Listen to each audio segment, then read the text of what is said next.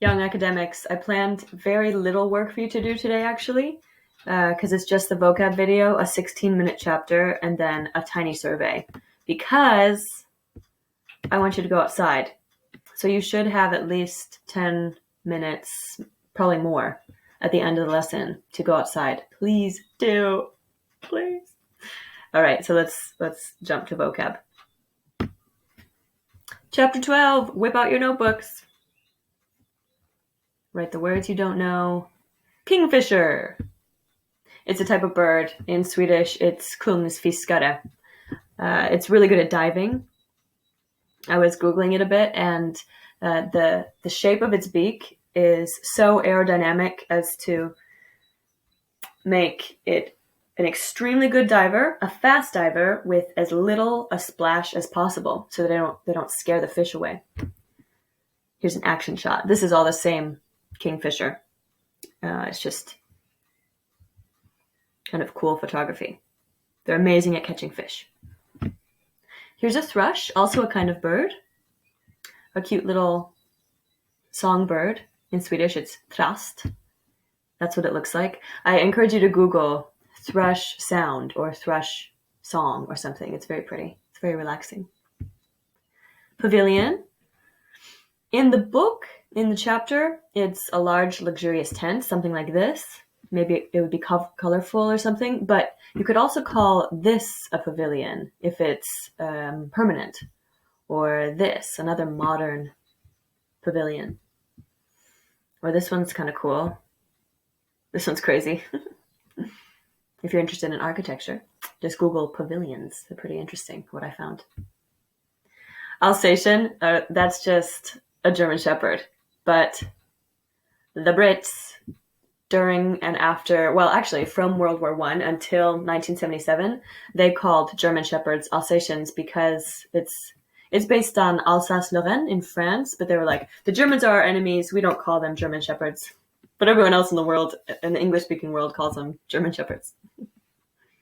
They're very intelligent dogs and easily trainable. So that's why they were often used during wartime efforts. Oh, that's it. Here are some expressions. 2. This I haven't heard, but it's one of those things you could guess if you saw it in a book. So if a cat is velveting its paws, it's pulling its claws in. So for example, this cat has velveted her paws or his paws, and then this cat has them out, her claws out. Oh, and by the way, velvet is sammet in Swedish, if you didn't know that. Okay, to win her spurs, or to win his spurs, would be to prove her or his skill/bravery. So this is based on the tradition during the Middle Ages of awarding a knight golden spurs.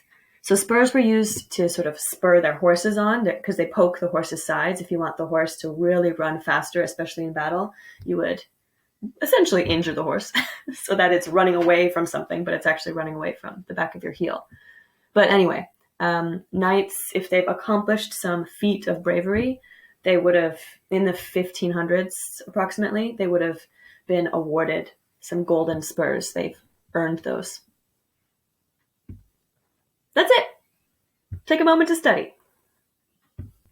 All right, back to the lesson. So this is self-explanatory, what you're doing now. Attendance part 1, you're almost done. Attendance part 2, you're used to that. It's 16 minutes without answering the questions. With the questions, that'll add like 4 minutes to your total or something. So 20 minutes, 5 minutes here, 20 minutes here.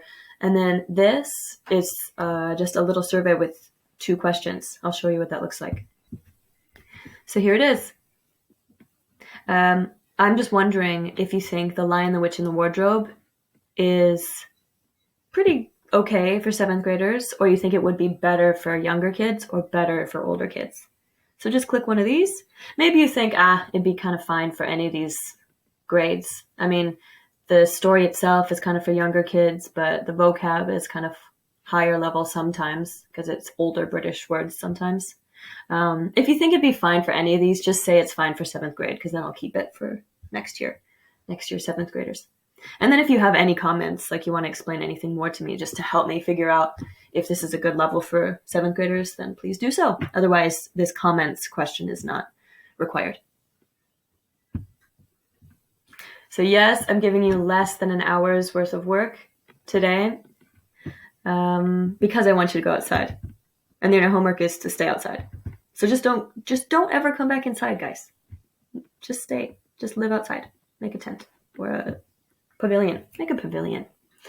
All right, good luck. Contact me with questions.